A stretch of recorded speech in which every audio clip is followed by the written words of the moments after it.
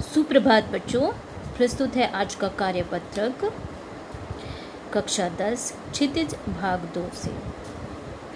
आज के कार्यपत्रक में श्री रामवृक्ष बेनीपुरी द्वारा रचित बाल गोविंद भगत नामक पाठ से गद्यांश लिया गया है, जिस पर आधारित प्रश्नों का उत्तर हमें देना है। यह पाठ रेखाचित्र शैली में रचित है और इसके लेखक रामवृक्ष बेनीपुरी हैं। यह उनकी एक साहित्यिक रचना है। पाठ के अंतर्गत लेखक ने एक ऐसे विलक्षण चरित्र का उद्घाटन किया है जो मनुष्यता, लोक संस्कृति और सामूहिक चेतना का प्रतीक है।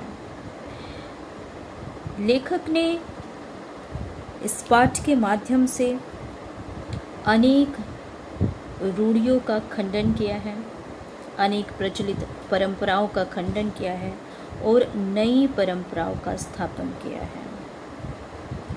तो आइए पढ़ते हैं कि प्रस्तुत गद्यांश में क्या दिया हुआ है।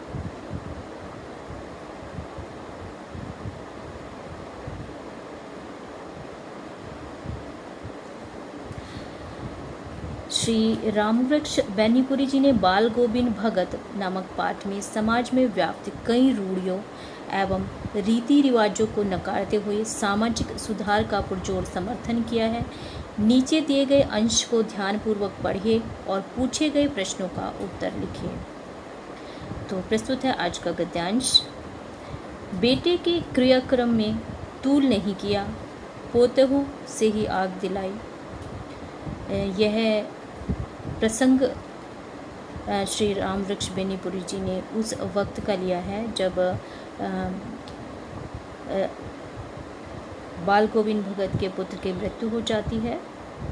तो वहाँ से यह प्रसंग लिया गया है। उसकी मृत्यु के पश्चात उसके क्रियाक्रम के लिए उन्होंने अपनी पुत्र वधू से ही उनको मुखाग्नि दिलाई, किंतु जो ही श्राद्ध की अवधि पूरी हो गई, पोतहू के भाई को बुलाकर उसके साथ कर दिया गया, यह आदेश देते हुए कि इसकी दूसरी शादी कर देना। इधर पोतहू रो रो कर कहती है कि मैं चली जाऊंगी तो बुढ़ापे में कौन आपके लिए भोजन बनाएगा, बीमार पड़े तो कौन एक चुल्लू पानी भी देगा। मैं पैर पड़ती हूँ, मुझे अपने चरणों से अलग मत कीजिए। लेकिन भगत का निर्णय अटल था, तू जा, नहीं तो मैं ही इस घर को छोड़कर चला जाऊंगा। यह थी उनकी आखिरी दलील और इस दलील के आगे बेचारी की क्या चलती। तो आइए इस गद्यांश पर आधारित प्रश्नों को देख लेते हैं। पहला प्रश्न है कि बेटे की मृत्यु होने पर बाल गोविंद भगत ने पुतहू से आग लगवाई, इसके पीछे क्या तर्क हो सकता है, अनुमान लगाइए। भारतीय सामाजिक परंपरा के अनुसार ये एक अनोखा दृश्य है। किसी की भी मृत्यु होने के पश्चात पुरुष ही मुखाग्नि देते हैं, परंतु प्रस्तुत गद्यांश में, प्रस्तुत पाठ में हमें एक अलग ही बात देखने को मिलती है, जहाँ पर श्री रामवृक्ष बेनीपुरी जी ने इस दलील को बिल्कुल खारिज कर दिया है कि ऐसा ही होता रहेगा। उन्होंने बाल गोविंद भगत नामक चरित्र के द्वारा उसके बेटे की मृत्यु के बाद अपनी पुत्र वधू से अपने बेटे को मुखाग्नि दिलाई और इस सामाजिक कुरीति का खंडन किया है।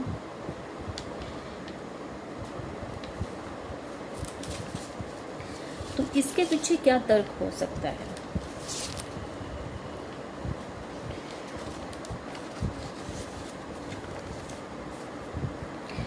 क्योंकि हमारे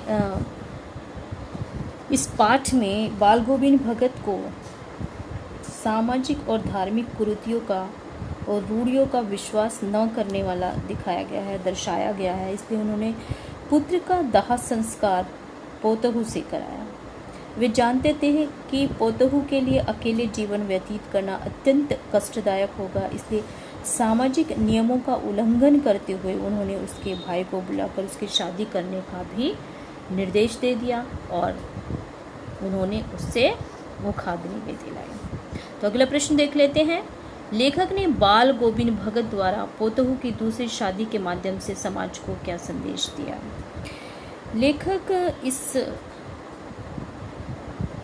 बात के द्वारा यह संदेश देना चाहते हैं कि जीवन को पुनः जिया जा सकता है, और जो प्राचीन समय में कई तरह की इस चीज़ को लेकर के कुप्रथाएं थी कि विधवा पुनर्विवाह नहीं होता था, या सती प्रथा नाम की एक प्रथा थी।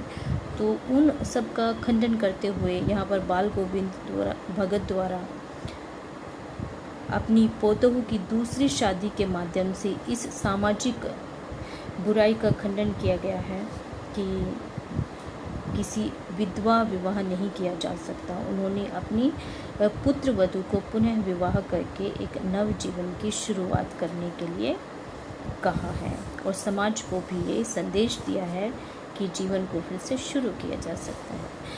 अगले प्रश्न पढ़ लेते हैं। घर नहीं छोड़ने के लिए बाल गोविंद भगत की पोतहू ने क्या तर्क दिए?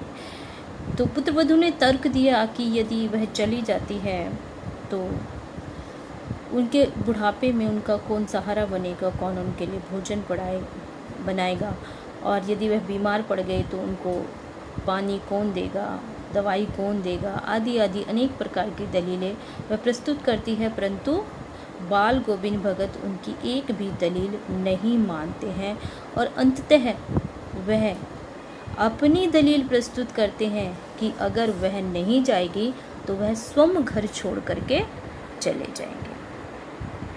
तो बच्चों, इसी के साथ एक गतिविधि भी दी गई है अगले प्रश्न में कि आप अपने आसपास के किसी एक सामाजिक बुराई के बारे में अपने विचार लिखिए तथा यह भी बताइए कि उन्हें कैसे दूर किया जा सकता है। हमारे समाज में बहुत सारी बुराइयां व्याप्त है। आपको स्वयं करना है ये प्रश्न कि कौन सी बुराई हमारे आसपास व्याप्त है और इस बुराई को हम कैसे दूर कर सकते हैं, अपना सहयोग अपना किस प्रकार हम इसमें कर सकते हैं।